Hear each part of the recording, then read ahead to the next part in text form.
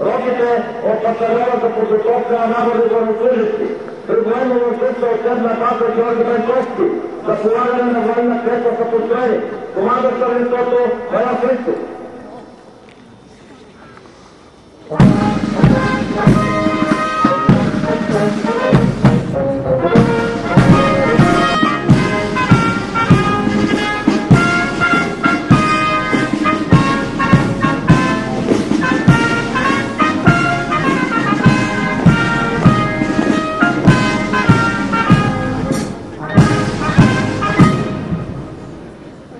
Здравейте, господа войници!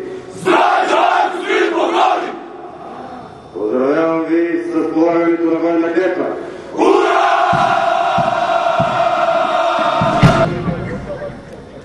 Здравейте, господа войници! Здравей, господин полковник!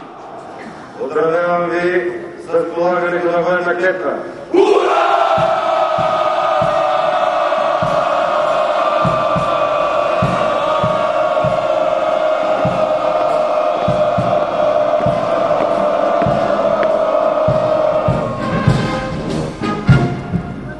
Здравейте, господа войници!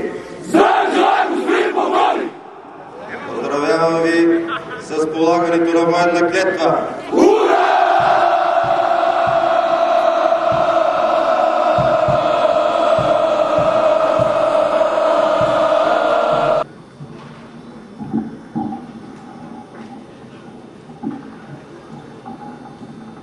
Господа офицери и сержанти, уважаеми родители и близки на младите войници, господа войници, дойде денят, когато вие, утрешните защитници на нашето Отечество, Република България, ще положите клетва за вярност в името на народ и родина. Този ден ще остане завинаги във вашата памет.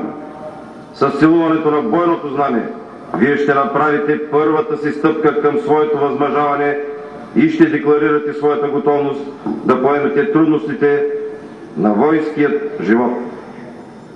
Приемането ви в редовете на българската армия за вас е голямо доверие, задължение и отговорност, което вие трябва да осъзнаете дълбоко.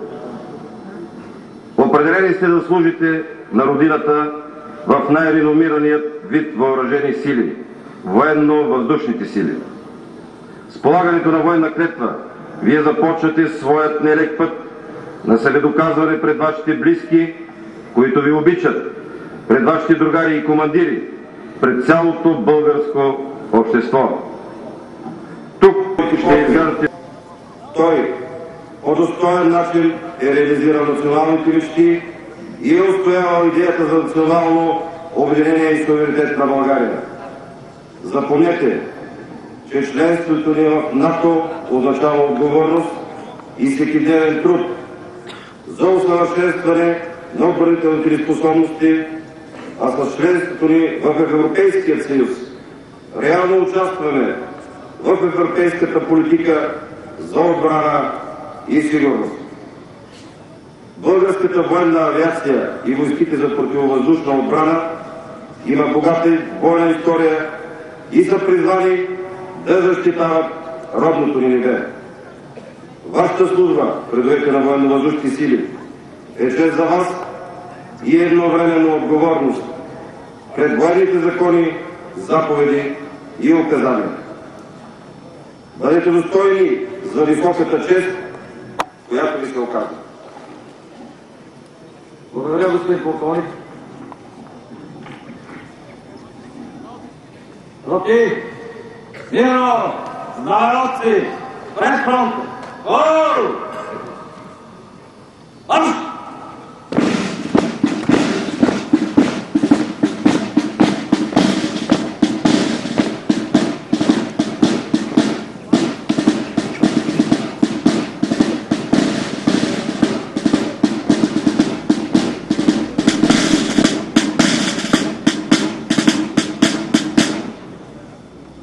За полагане на военна клетва повтаряй след мен. Заклевам се в името на Република България!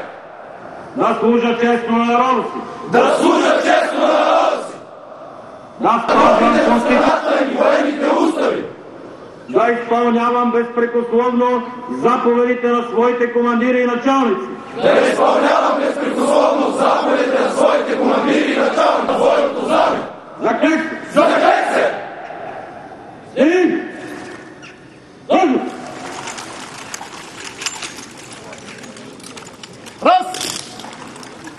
Раз! Автомати! Дагър! Дин!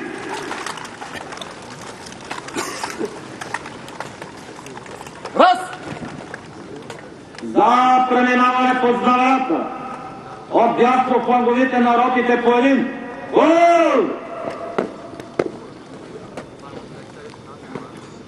Марш!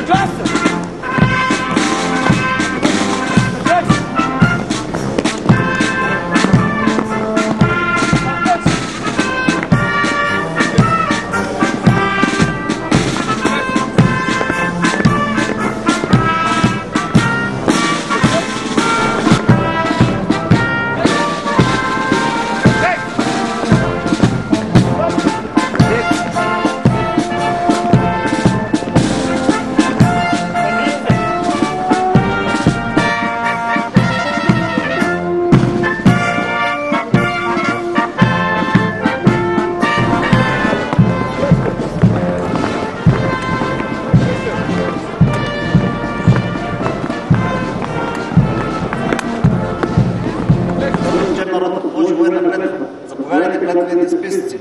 Командир на ротата, капитан Христов.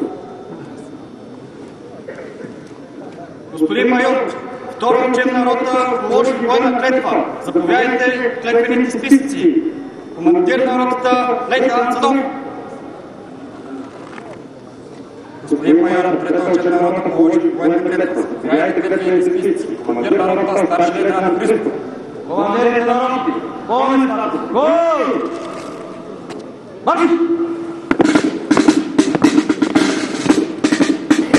Вие се приобщавате към един свещен обет, който поколения българи са давали пред олтара на Отечеството. Един обет, който сигурен съм излезнал във вашите бащи и близки. Впрочем, аз самият добре помня сълзите на гордост в очите на моя баща, когато произнесох клетвените си слова. Затова днес бих искал най-сърдечно да поздравя родителите, които изпълниха своя граждански дълг към родината. България! Ура! Ура!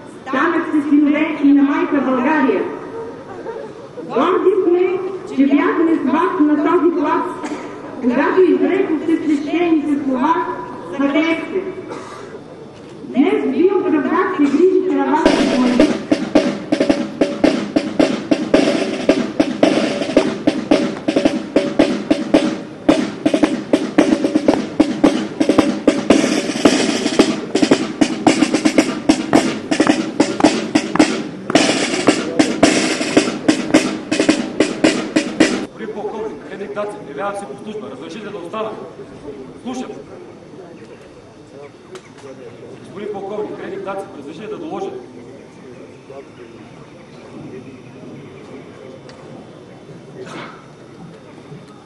Уважаеми господин полковник, уважаеми господа офицери, сержанти и войници, уважаеми родители, през вълнение и гордост предоставяната ми възможност да изкажа чувствата, които вълнуват хиляди моите Българи, мисля след постъпването ни в рисите на българската армия. И да изкажа моето и на българските по оръжие уверение, че няма да пожарим сили, за да спазим положената клетва, дадена от нас, воините на майка България.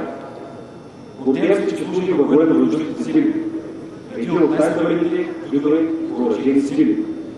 Горди сме и това, че ни се отдава възможност да станем наследници на Радул Милков, Продан Старчев, Димитър Писаревски, Люмен Кондаков, Неделчо Бочев и на десетки други герои, защитавали родното небе, за родните военно-въздушни сили, за нашите бъдещи успехи. Ура!